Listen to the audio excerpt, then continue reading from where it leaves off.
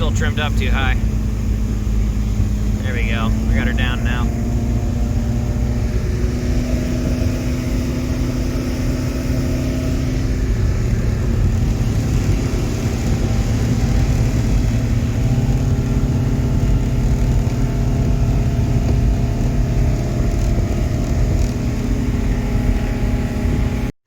Alright, so just finished up the first test run. Everything went pretty well. As you can see, we never lost any parts. Stuff didn't fall apart while we're running. Lights are on the trailer.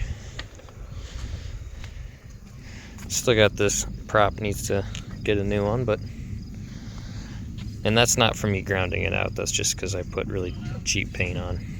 But Speedo works, everything works right. And yeah. Alright, so I'm back in the garage after the first test run. Ordered a new prop, since I know that's about the right pitch for it. The engine was not revving up all the way, but I don't think it's making full power. I'm gonna get the distributor cap replaced, get some wires coming for it, and going to replace the rotor and points as well. Get everything sparking correctly. I think I was losing a little bit of the power on the top end there. But parts are pretty cheap for this motor, which is really good. This whole distributor tune-up kit was like $30 for a cap, rotor, points, condenser. Set of wires was $35, because these are really long and mismatchy, and yeah, this is just poor job here. Took out the spark plugs. They looked good. Originally, everything was running kind of rich, but once I got out there, I tuned the carb by adjusting the idle screws in a little more. When I would do an idle section of the river, it would start to load up on me and occasionally misfire.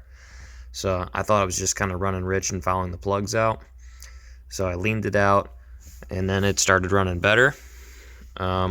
So that's good. Another thing I had to do, I actually had to take the starter off, tear it apart, and not replace, but just really clean up and get rid of a lot of the rust that were on the brushes.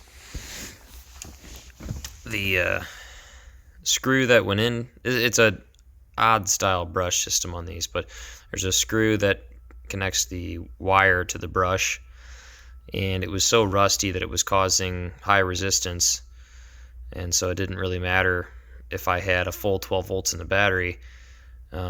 Even if the starter was remotely hot, it wasn't enough voltage to be able to turn the starter over, and it would just click like I had a dead battery, even though I was showing great voltage. So I cleaned that up, and now it starts no matter how hot it is. It's just, wire brush, getting rid of some rust like normal. And I also had to adjust right here the shift lever. I must have moved it a little bit when I went to reinstall it, but when I was putting it into reverse, I would just get it to click instead of actually going into reverse. So pulled that cotter pin, twisted a couple times and reset it, and now it's adjusted to the correct length. Just kind of have to test that one out in the water. Today though, what I'm doing is I got my multimeter, and we're gonna find out if it's the sender for tilt trim that's bad or if it's the gauge. Alright, so I got my leads hooked up to the connector. This is the trim sender, and I got it on ohms. I'm reading 200, I think it's 200 kilo ohm. So that's all the way at one stop, and I can feel it come down, all the way down,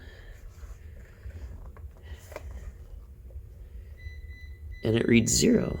You can hear it beeping.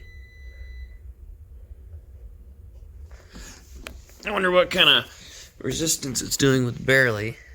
Okay, 200, that's where it was when I first started it, so now I'm going to flip it up to the top, and we're reading 200, so that's not good. It appears the sender is not working. Alright, so I might have got this working, kind of. As you can see, I pulled off the spring in the arm just for some testing, and I got this 200 ohm.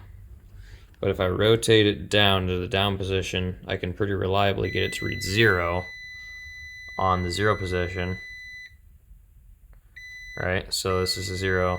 And if I come up to the right, it's erratic a little bit, but it does generally climb up to the 200. Which, my 0 position, up to full. At least tell me when I'm down. If I get a full down reading, because it reliably reads 0, then I think that's good enough for me, telling the motor's down.